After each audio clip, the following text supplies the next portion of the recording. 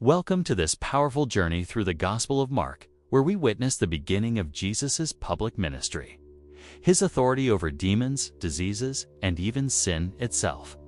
Watch the video until the end, because these chapters are filled with incredible moments that reveal who Jesus really is, and you definitely don't want to miss any of it.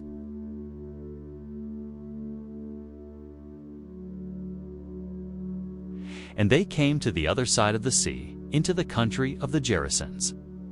And when he had got out of the boat, straightway there came to him from the place of the dead a man with an unclean spirit. He was living in the place of the dead, and no man was able to keep him down, no, not with a chain, because he had frequently been prisoned in chains and iron bands. And the chains had been parted, and the bands broken by him, and no man was strong enough to make him quiet. And all the time, by day and by night, in the place of the dead and in the mountains, he was crying out and cutting himself with stones. And when he saw Jesus from far off, he went quickly to him and gave him worship. And crying out with a loud voice, he said, "What have I to do with you, Jesus, Son of the Most High God? In God's name, do not be cruel to me." For Jesus had said to him, "Come out of the man, you unclean spirit." And Jesus said, "What is your name?" And he made answer, "My name is Legion, because there are a great number of us." And he made strong prayers to him, not to send them away out of the country. Now on the mountainside there was a great herd of pigs getting their food. And they said to him, "Send us into the pigs, so that we may go into them." And he let them do it, and the unclean spirits came out and went into the pigs. And the herd went rushing down a sharp slope into the sea, about 2,000 of them, and they came to their death in the sea. And their keepers went running and gave an account of it in the town and in the country. And people came to see what had taken place. And they came to Jesus, and saw the man in whom had been the evil spirit seated, clothed and with full use of his senses, and they were full of fear. And those who had seen it gave them an account of what had been done to him, who had the evil spirits, and of the fate of the pigs. And they made a request to him to go out of their country.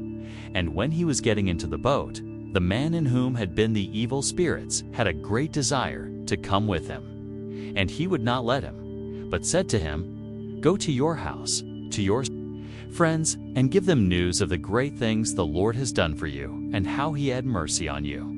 And he went on his way, and made public in the country of Decapolis what great things Jesus had done for him. And all men were full of wonder.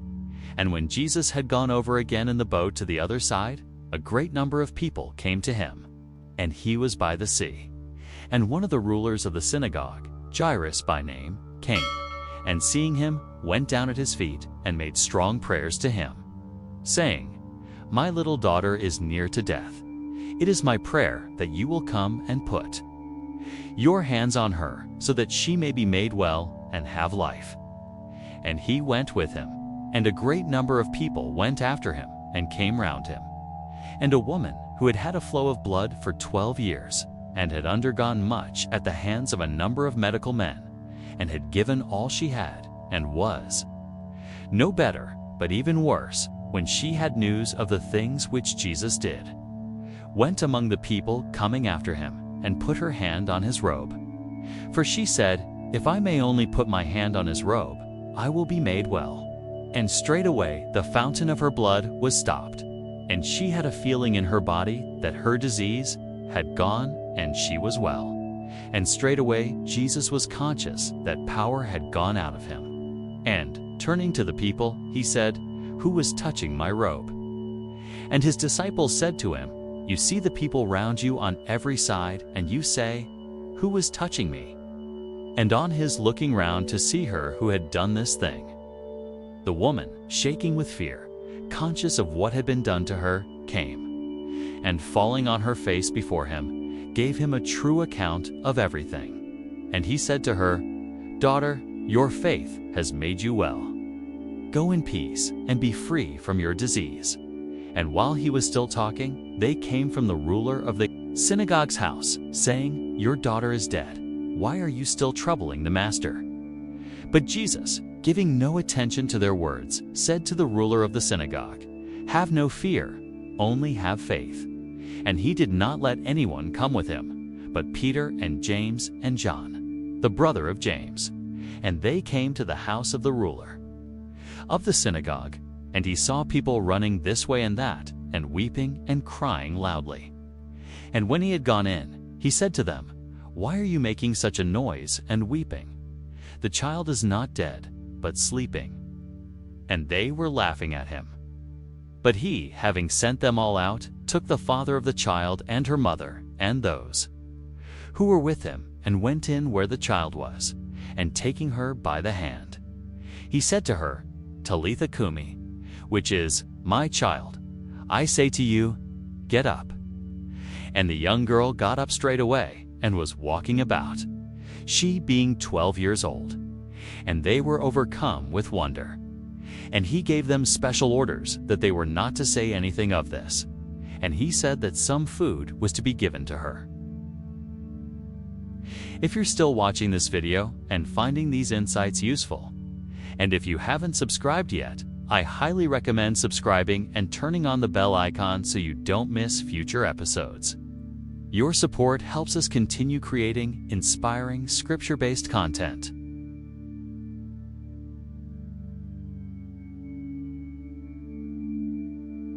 And he went away from there and came into his country, and his disciples went with him. And when the Sabbath day had come, he was teaching in the synagogue. And a number of people hearing him were surprised, saying, "From where did this man get these things? And what is the wisdom given to this man? And what are these works of power done by his hands? Is not this the woodworker, the son of Mary, and brother of James and Joses and Judas and Simon? And are not his sisters here with us?" And they were bitter against him. And Jesus said to them, "A prophet is nowhere without honor, but in his country, and among his relations, and in his family." And he was unable to do any work of power there, but only to put his hands on 1 or 2 persons who were ill, and make them well. And he was greatly surprised because they had no faith. And he went about the country places teaching. And he gave orders to the 12, and sent them out 2 by 2. And he gave them authority over the unclean spirits. And he said that they were to take nothing for their journey, but a stick only. No bread, no bag, no money in their pockets. They were to go with common shoes on their feet, and not to take 2 coats. And he said to them, "Wherever you go into a house, make that your resting place till you go away. And whatever place will not take you in, and will not give ear to you, when you go away, put off the dust from your feet as a witness against them." And they went out, preaching the need for a change of heart in men. And they sent out a number of evil spirits, and put oil on a great number who were ill, and made them well. And King Herod had news of him, because his name was on the lips of all. And he said, "John the Baptist has come back from the dead, and for this reason these powers are working in him." But others said, "It is Elijah." And others said, "It is a prophet, even like one of the prophets." But Herod, when he had news of it, said, "John, whom I put to death, has come back from the dead." For Herod himself had sent men out to take John and put him in prison, because of Herodias, his brother Philip's wife, whom he had taken for himself. For John said to Herod, "It is wrong for you to have your brother's wife." And Herodias was bitter against him, desiring to put him to death. But she was not able. For Herod was in fear of John, being conscious that he was an upright and holy man, and kept him safe. And hearing him, he was much troubled, and he gave ear to him gladly. And the chance came when Herod on his birthday gave a feast to his lords, and the high captains and the chief men of Galilee.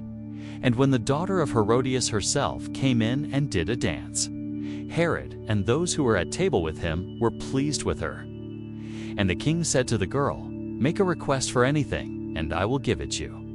And he took an oath, saying to her, "Whatever is your desire, I will give it to you, even half of my kingdom."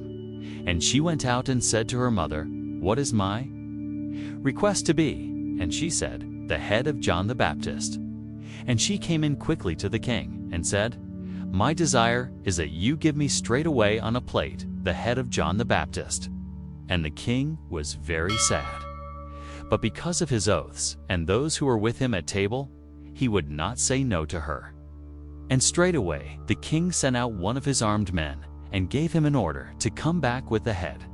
And he went and took off John's head in prison and came back with the head on a plate and gave it to the girl. And the girl gave it to her mother. And when his disciples had news of it, they came and took up his body and put it in its last resting place. And the 12 came together to Jesus.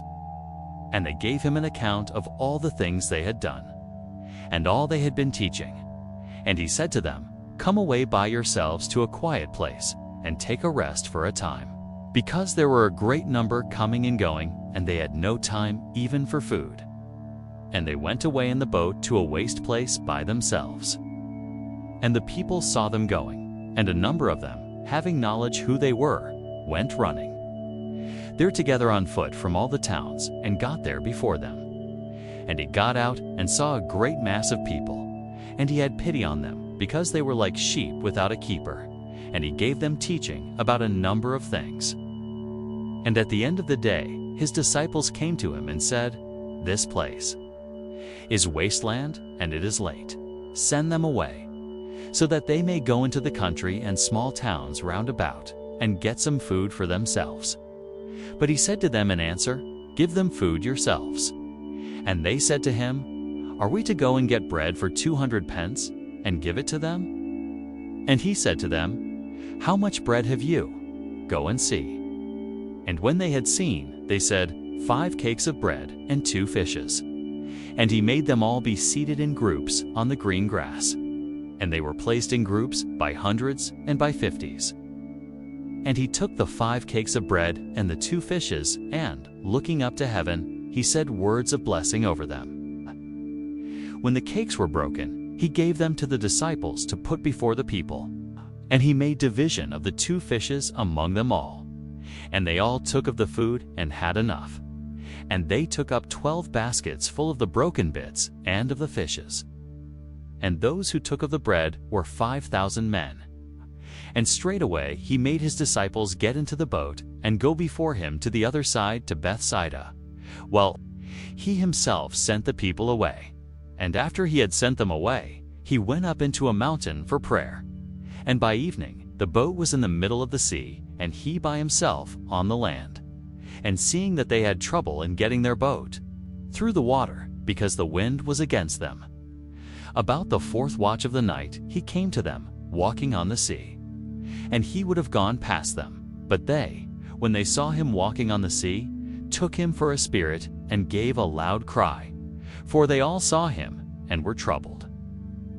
But straightway he said to them, "Take heart, it is I, have no fear." And he went to them into the boat, and the wind went down, and they were full of wonder in themselves. For it was not clear to them about the bread, but their hearts were hard. And when they had gone across, they came to Gennesaret and got their boat to land. And when they had got out of the boat, the people quickly had news of him, and went running through all the country round about, and took on their beds those who were ill, to where it was said that he was. And wherever he went, into small towns, or great towns, or into the country, they took those who were ill into the marketplaces, requesting him that they might put their hands even on the edge of his robe, and all those who did so were made well.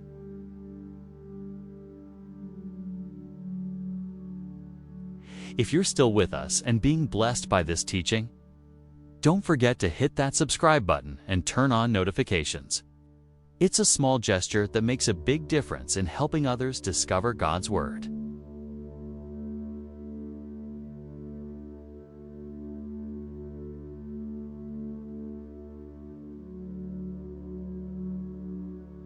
And there came together to him the Pharisees and certain of the scribes who had come from Jerusalem, and had seen that some of his disciples took their bread with unclean, that is, unwashed hands.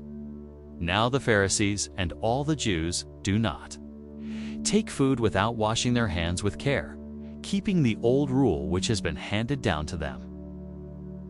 And when they come from the marketplace, they take no food till their hands are washed. And a number of other orders there are, which have been handed down to them to keep washings of cups and pots and brass vessels.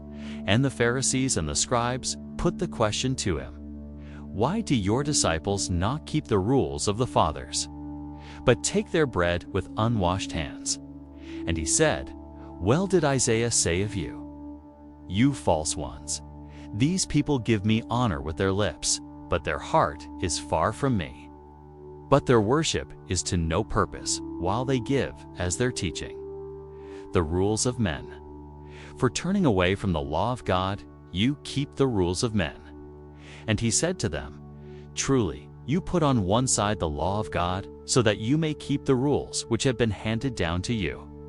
For Moses said, Give honor to your father and mother, and he who says evil of father or mother, let him have the punishment of death.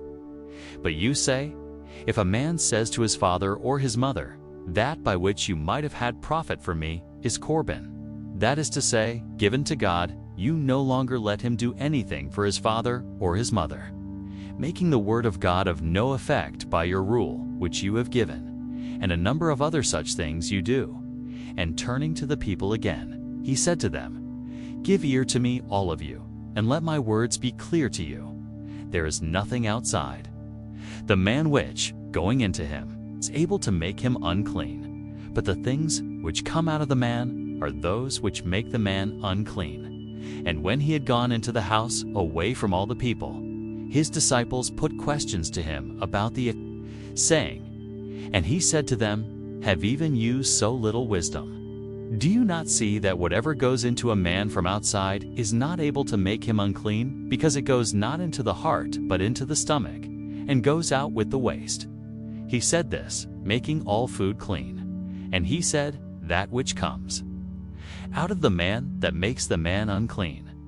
Because from inside, from the heart of men, come evil thoughts and unclean pleasures, the taking of goods and of life, broken faith between husband and wife, the desire of wealth, wrongdoing, deceit, scenes of the flesh, an evil eye, angry words, pride, foolish acts. All these evil things come from inside and make the man unclean. And he went away from there to the country of Tyre and Sidon. And he went into a house, desiring that no man might have knowledge of it, and he was not able to keep it secret. But a woman whose little daughter had an unclean spirit, having had news of him, came straightway and went down at his feet. Now the woman was a Greek, Syrophoenician by birth, and she made a request to him that he would send the evil spirit out of her daughter. And he said to her, Let the children first have their food, for it is not right to take the children's bread and give it to the dogs. But she said to him in answer, Yes, Lord. Even the dogs under the table take the bits dropped by the children. And he said to her, For this saying, go your way. The evil spirit has gone out of your daughter. And she went away to her house and saw the child on the bed, and the evil spirit gone out. And again he went out from Tyre, and came through Sidon to the Sea of Galilee, through the country of Decapolis. And they came to him with one who had no power of hearing, and had trouble in talking. And they made a request to him to put his hands on him. And he took him on one side from the people privately, and put his fingers into his ears. And he put water from his mouth on the man's tongue with his finger, and looking up to heaven, he took a deep breath, and said to him, Ephphatha, that is, be open. And his ears became open, and the band of his tongue was made loose, and his words became clear. And he gave them orders not to give news of it to anyone. But the more he made this request, so much the more they made it public. And they were overcome with wonder, saying, He has done all things well. He even gives back the power of hearing and the power of talking to those who have been without them. If you're still watching this video and finding these insights useful, and if you haven't subscribed yet, I highly recommend subscribing and turning on the bell icon so you don't miss future episodes. Your support helps us continue creating inspiring, scripture-based content.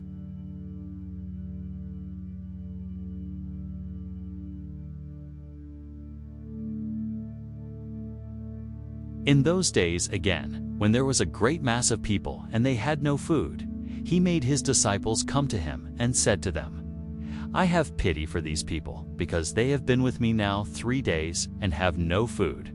I send them away to their houses with no food. They will be overcome by weariness on the way, and some of them have come from far. And his disciples said in answer, How will it be possible to get enough bread for these men here in a waste place? And he put the question, How much bread have you? And they said, 7 cakes. And he made the people be seated on the earth. And he took the 7 cakes, and, having given praise, he gave the broken bread to his disciples to put before them. And they put it before the people. And they had some small fishes, and blessing them, he had them put before the people in the same way. And they took the food, and had enough. And they took up 7 baskets full of the broken bits. And there were about 4,000 people, and he sent them away. And he got into the boat with his disciples straightway, and came into the country of Dalmanutha. And the Pharisees came out and put questions to him, requesting from him a sign from heaven, testing him. And he was very sad in spirit, and said, Why is this generation looking for a sign? Truly I say to you, no sign will be given to this generation. And he went away from them, and again got into the boat, and went across to the other side. And they had taken no thought to get bread. And they had only 1 cake of bread with them in the boat. And he said to them, Take care to be on the watch against the leaven of the Pharisees and the leaven of Herod. And they said to one another, We have no bread. And Jesus, hearing it, said to them, Why are you reasoning among yourselves because you have no bread? Do you still not see, and is it still not clear to you? Are your hearts so hard? Having eyes, do you not see? And having ears, have you no hearing, and have you no memory? When I made a division of the 5 cakes of bread among the 5,000, what number of baskets full of broken bits did you take up? They said to him, 12. And when the 7 among the 4,000, what number of baskets full of broken bits did you take up? And they said to him, 7. And he said to them, Is it still not clear to you? And they came to Bethsaida. They took a blind man to him, requesting him to put his hands on him. And he took the blind man by the hand, and went with him out of the town. And when he had put water from his mouth on his eyes, and put his hands on him, he said, Do you see anything? And looking up, he said, I see men. I see them like trees, walking. Then again he put his hands on his eyes. And looking hard, he was able to see, and saw all things clearly. And he sent him away to his house, saying, Do not even go into the town. And Jesus went out with his disciples into the little towns round Caesarea Philippi.